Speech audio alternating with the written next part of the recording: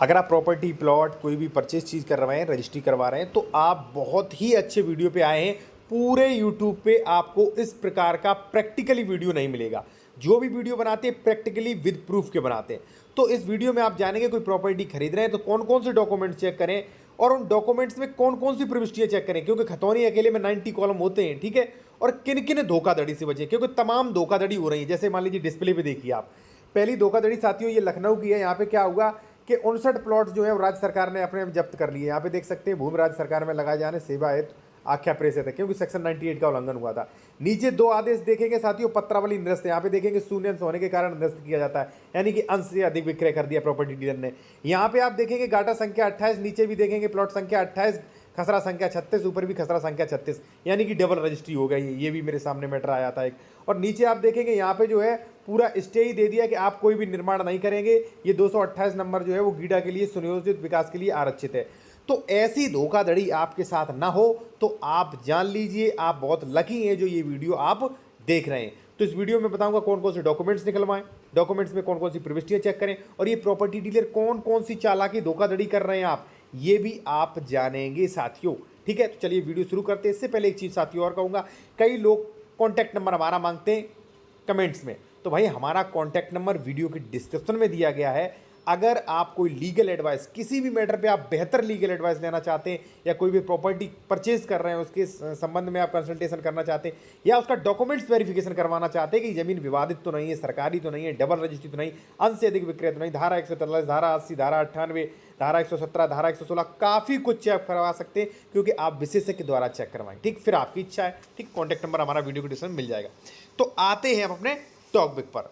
सर्वप्रथम आप ये समझिए कि आप प्रॉपर्टी परचेज करने जा रहे हो तो आपको कौन कौन से डॉक्यूमेंट्स मांग करने हैं वो मैं आपको बता दूं।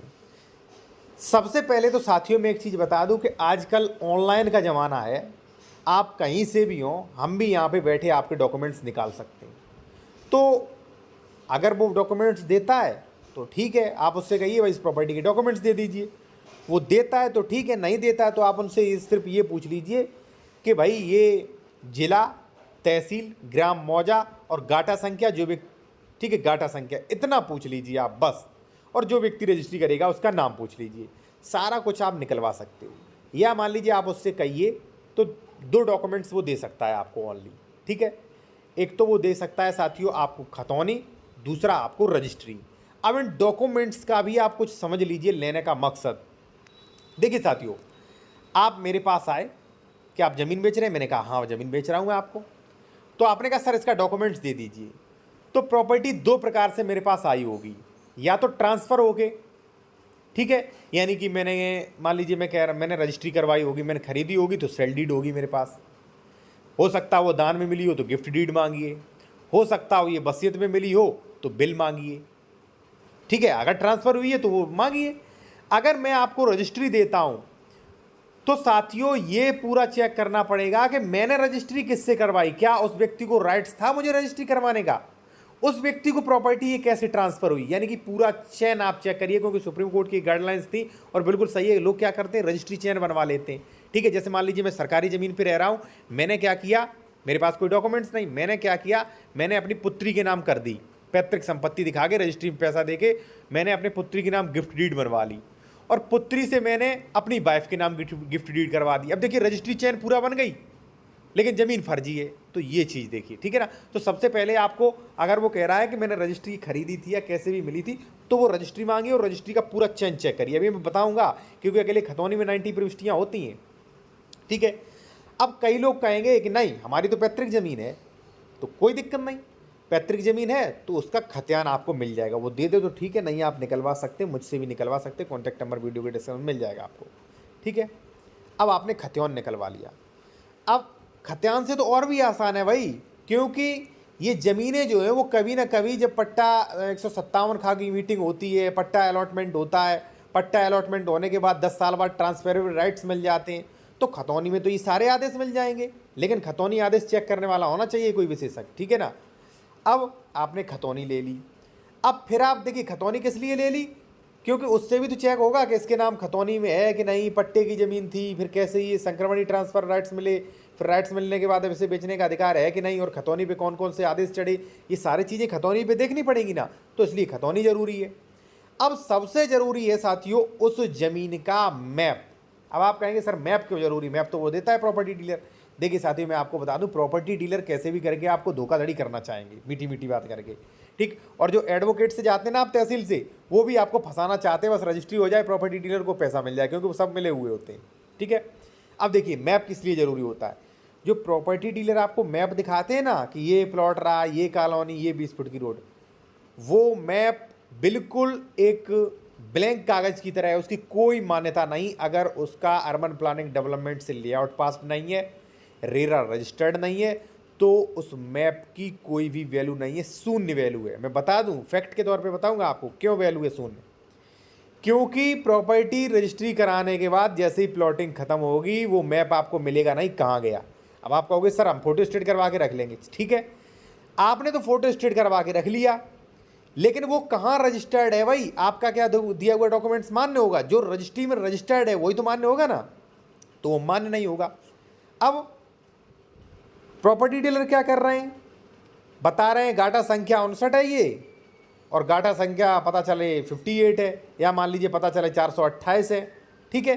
तो मैं कहूँगा रेवेन्यू मैप निकलवाएं, और रेवेन्यू मैप में आप ये चेक करें कि ये गाटा संख्या जो बता के हमें कब्जा दे रहा है, क्या गाटा संख्या वही है, क्योंकि ज़मीन पे नंबर नहीं पड़ा होता ये फलानी नंबर की ज़मीन है, ठीक है ना। कई लोगों के मेरे पास फ़ोन कॉल्स आ रहे हैं कि सर मैंने 10 साल पहले प्लॉट लिया था, अब जो है ग्राम सभा का नोटिस आ रहा है कि ये प्लॉट तो मेरे में निकल रहा है। हाँ तो भाई बिल्कुल निकलेगा, क्योंकि आपने पहले चेक नहीं किया ये प्रॉपर्टी डीलर ने हमें कहाँ कब्जा दे रखा है।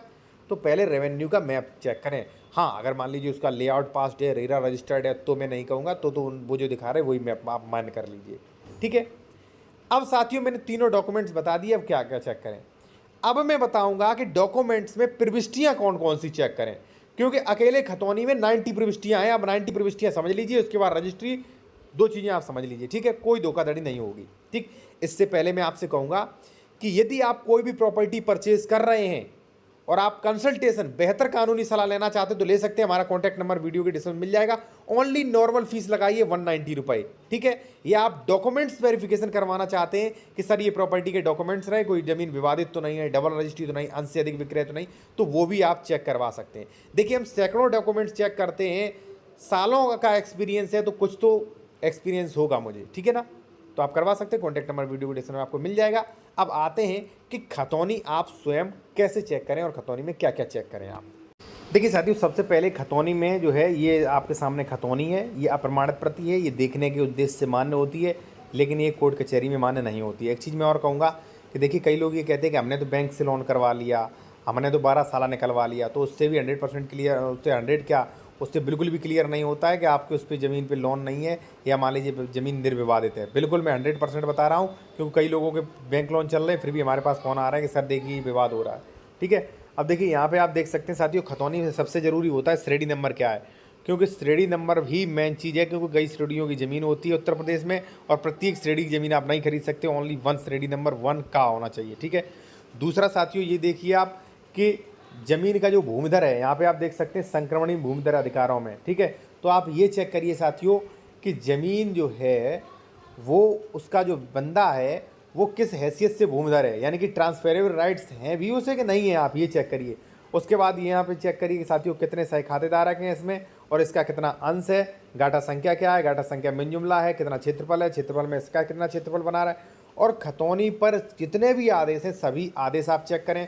और ये भी चेक करें कि ज़मीन जो है उस पर किसी भी प्रकार का विवाद, कोई रेस्टोरेशन, कोई मान लीजिए बंटवारा, कोई मेड़बंदी, सीमांकन, ऐसा कुछ चल तो नहीं रहा है, ठीक है। आप ये मेरे द्वारा भी चेक करवा सकते हैं, कॉन्टैक्ट नंबर हमारा वीडियो के डिस्क्रिप्शन में मिल जाएगा। दूसरा साथियों मैं आपको बता दूं शॉर्ट में, क्योंकि खतौनी मान लीजिए रजिस्ट्री जो है, रजिस्ट्री में ये चेक करें डबल रजिस्ट्री तो नहीं है और अंश से अधिक विक्रय तो नहीं है, रजिस्ट्री को वेरिफिकेशन ऑनलाइन करें।